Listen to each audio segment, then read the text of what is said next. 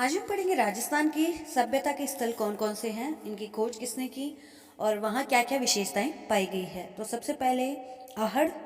उदयपुर शहर के निकट स्थित आहड़ नदी के तट पर बसे आहड़ कस्बे से लगभग 4000 वर्ष पुरानी प्रस्तर धातुयुगीन सभ्यता के अवशेष प्राप्त हुए हैं। यहाँ 1953 में श्री अक्षय कीर्ति व्यास ने, 1956 में श्री रतनलाल अग्रवाल ने, 1961-62 में डॉक्टर एच डी सांकलिया के निर्देशन में उत्खनन किया गया, जिसमें बस्तियों के 8 स्तर मिले हैं। प्रथम स्तर में मिट्टी की दीवारें व बर्तन तथा पत्थर के ढेर मिले हैं। द्वितीय स्तर में दीवारों व बर्तनों में कुछ परिष्कृतता मिली है, कुछ सुधार हुआ है। तीसरे स्तर में चित्रित बर्तन व चौथे स्तर में तांबे की कुल्हाड़ियां मिली है। आहड़ के निवासी धूप में सुखाई गई कच्ची ईंटों और मुलायम काले पत्थरों का प्रयोग करते थे मकान बनाने में।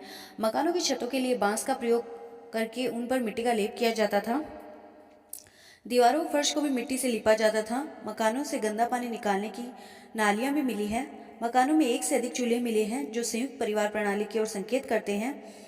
आहट से लाल काले मृदुआंड मिले हैं। ये बर्तन सादे और चित्र दोनों प्रकार के हैं। बर्तन बनाने में संभवतः चाक का प्रयोग किया जाता था। यहाँ अनाज रखने के लिए बड़े मृदभांड, जिन्हें गोरे या व कोठे कहा जाता था, भी मिले हैं। ये सभी यहाँ बर्तन व्यवसाय के विकसित होने का आभास हमें देते हैं। आहड़ की खुदाई में 6 तांबे की मुद्राएं, जिनमें एक पर त्रिशूल, दूसरे पर तीर तरकश लिए अपोलो उत्कीर्ण है, भी मिली है। लिपि के आधार पर इसका काल 2री शताब्दी ईस्वी पूर्व आंका गया है। उत्खनन में लघु पाषाण उपकरण भी मिले हैं, जिनका प्रयोग छीलने, छेद करने व काटने के लिए किया जाता था। आहड़ से तांबे की कुल्हाड़ियाँ, अंगूठियाँ, चूड़ियाँ, ताम्र कलाकृतियाँ एवं तांबे की चादरें भी मिली है, जो इसे ताम्र उद्योग का प्रमुख केंद्र सिद्ध करती है। आहड़ पास से कीमती पत्थरों जैसे गोमेद, स्फटिक आदि से गोल मणियाँ बनाते थे, जिनमें कांच, पक्की मिट्टी, सीप और हड्डी के गोलाकार छेद वाले अंड भी लगाए जाते थे। इनका प्रयोग गले में धारण करने एवं सजावट और अलंकरण के लिए किया जाता था। यहाँ पक्की मिट्टी एवं पत्थर के बने हुए लाल, गुलाबी, हरे, नीले, काले आदि रंगों से बने मणके भी मिले हैं, जिनका प्रयोग लोग आभूषणों के रूप में करते होंगे। यहाँ के लोग सींग वाले पशु, कुत्ते, मेंढा, हाथी, गेंडा तथा मानव आकृति वाले मिट्टी के खिलौने बनाते थे। आदिवासी कृषि करते थे और अनाज को पका कर खाते थे।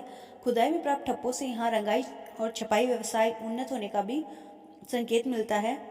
तोल के बाट व माप यहाँ के व्यापार वाणिज्य की ओर इंगित करते हैं कि इन लोगों को व्यापार वाणिज्य की जानकारी थी। यहाँ से विभिन्न प्रकार के मिट्टी की पूजा पात्र भी मिले हैं। ऐसा अनुमान किया जाता है कि यहाँ के निवासी शवों को गाड़ते थे और उसके साथ उनके पहनने के आभूषण भी गाड़ दिए जाते थे।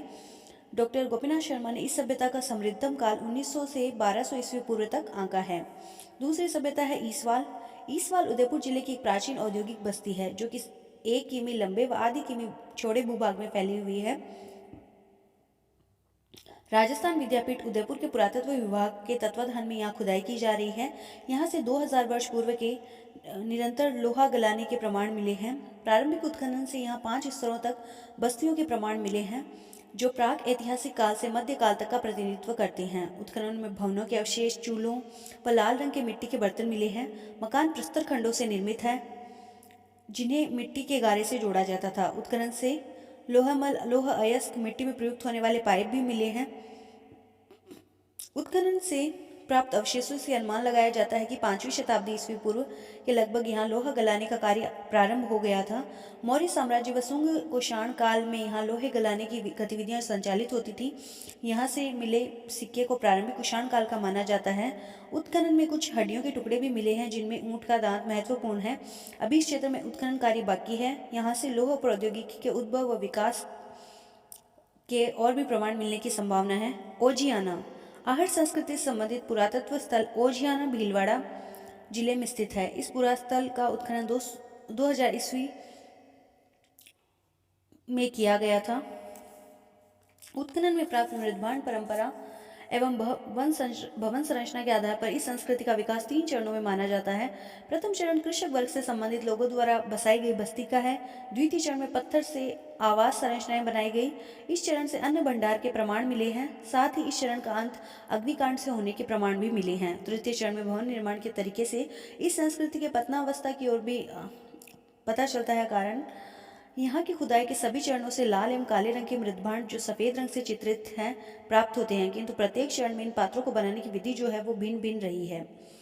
यहाँ की पुरा सामग्री में वृषभ एवं गाय की मृण्मय मूर्तियाँ मिली है, जिन पर सफ़ेद रंग की डिज़ाइन बनाई गई है। यहाँ से कार्नेलियन, फियांस तथा पत्थर के मनके, शंख, ताम्र की चूड़ियाँ तथा अन्य आभूषण भी मिले हैं। मृण्मय खिलौना, गाड़ी के पहिए, सिलबट्टा, प्रस्तर हथौड़ा, गोल छेद वाला पत्थर आदि सामग्री उत्खनन में प्राप्त हुई है। ऐसा अनुमान किया जाता है कि ये स्थान 2000 ईस्वी पूर्व के लगभग आबाद रहा होगा। इसके बाद आता है कालीबंगा। हनुमानगढ़ जिले में स्थित कालीबंगा की सभ्यता दृष्टि एवं सरस्वती नदियों की घाटी में पल्लवित हुई थी। यह सभ्यता सिंधु घाटी सभ्यता से भी प्राचीन, लगभग 4000 वर्ष ईसा पूर्व मानी गई है। इस सभ्यता की खोज 1952 में अमलानंद घोष ने की थी। 1961 से 69 तक यहाँ श्री बीबी लाल एवं श्री बीके थापड़ के निर्देशन में खुदाई कार्य किया गया। इस सभ्यता की खुदाई का कार्य 5 स्तरों तक किया गया है, जिसमें प्रथम एवं द्वितीय स्तर हड़प्पा सभ्यता से प्राचीन, तीसरा एवं चौथा और पांचवा स्तर हड़प्पा सभ्यता के समकालीन माना गया है। कालीबंगा का नगर व्यवस्थित नगर योजना के अनुसार बसाया गया था। मकानों की कतारों के मध्य उत्तर से दक्षिण और पूर्व से पश्चिम की ओर जाती हुई सड़कें, गलियां, 5 से 5.5 फीट चौड़े और साफ सुथरे राजमार्ग इस सभ्यता की समृद्धि के परिचायक हैं। मकान बनाने में मिट्टी के ईंटों का प्रयोग किया जाता था, जिन पर गारे का प्लास्टर लगाया जाता था।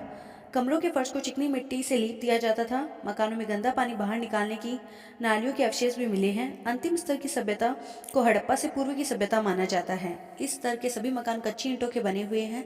यहाँ लघु पाषाण, औजार एवं तांबे की वस्तुएं हड़प्पा सभ्यता की तुलना में अधिक प्राप्त होती है। कालीबंगा की खुदाई से मिट्टी के बर्तन और उसके अवशेष प्राप्त हुए हैं। ये बर्तन पतले और हल्के हैं, लेकिन इनमें सुंदरता और सुडौलता का अभाव है। ये बर्तन लाल रंग के हैं, जिन पर काली और सफ़ेद रंग की रेखाएं खींची गई हैं। बर्तनों पर विभिन्न प्रकार की रेखाओं में फूल पत्तियों का अलंकरण भी किया गया है। बर्तनों पर मछली, कछुए, बतख और हिरण की आकृतियाँ भी उत्कीर्ण मिली है। बर्तनों में घड़े, प्याले, लोटे, हांडियाँ, रकाबियाँ, सरावले, पेंदे वाले ढक्कन, तवे आदि प्रमुख हैं।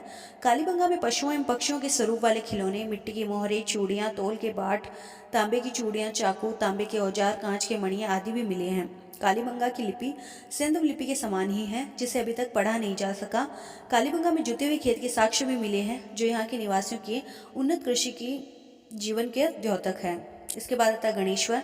सीकर जिले में स्थित गणेश्वर में कांती नदी के तट पर आर.सी. अग्रवाल के निर्देशन में उत्खनन किया गया। यहाँ से 2800 ईस्वी पूर्व की प्राचीन सभ्यता के अवशेष मिले हैं, जो ताम्रयुगीन सभ्यताओं में प्राचीनतम है। गणेश्वर के उत्खनन से अनेक ताम्र आयुध व ताम्र उपकरण मिले हैं, जिनमें कुल्हाड़ियाँ, तीर, भाले, सुइयाँ, मछली पकड़ने के कांटे तथा ताम्र आभूषण मुख्य हैं। यहाँ से प्याले, तश्करियाँ व गुड़िया आदि मृदभांड में मिले हैं। इन मृदपात्रों को काले व नीले रंग से अलंकृत किया जाता था, जो मृदभांड कला में इनकी निपुणता को सिद्ध करता है। गणेश्वर से मिले ताम्र उपकरणों व पात्रों में 99% तांबा है, जो इस क्षेत्र में ताम्र की प्रचुर प्राप्ति एवं लोगों के एक स्थान पर रुककर बसने की ओर इंगित करता है। ध्यान। उत्खनन में मिले आवास संबंधी साक्ष्यों से अनुमान लगाया जाता है कि मकान बनाने में पत्थर का प्रयोग किया जाता था। बस्ती को बाढ़ से बचाने के लिए पत्थर के बांध बनाए जाते थे। गणेश्वर को भारत की ताम्रयुगीन सभ्यताओं की जननी कहा गया है। यहाँ से हड़प्पा एवं मोहनजोदड़ो को ताम्र एवं ताम्र सामग्री भेजी जाती थी। इसके बाद आता है गिलुंड। राजसमंद जिले में स्थित गिलुंड कस्बे में बनास नदी के किनारे 2 टीलों की खुदाई 1957-58 में प्रोफेसर बीबी लाल के निर्देशन में की गई।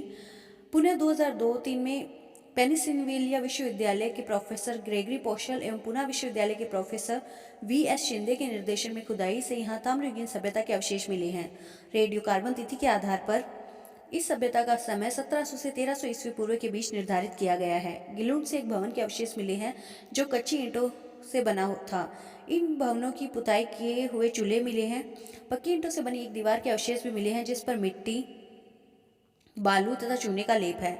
सफ़ेद मिट्टी में बालू के साथ साथ वनस्पति से प्राप्त राख भी मिला दी जाती थी। गिलुंड से 5 प्रकार के मृदभांड मिले हैं, जिनमें सादे, काले, पालिशदार भूरे, लाल और कुछ काले चित्रित मृदभांड भी हैं। यहाँ से प्राप्त प्याले व तश्करियाँ लाल एवं काले रंग की है।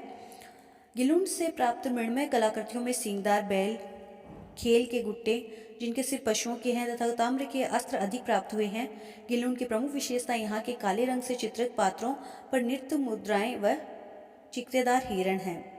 अगला है जोधपुरा। जोधपुरा जयपुर जिले में साबी नदी के तट पर स्थित है।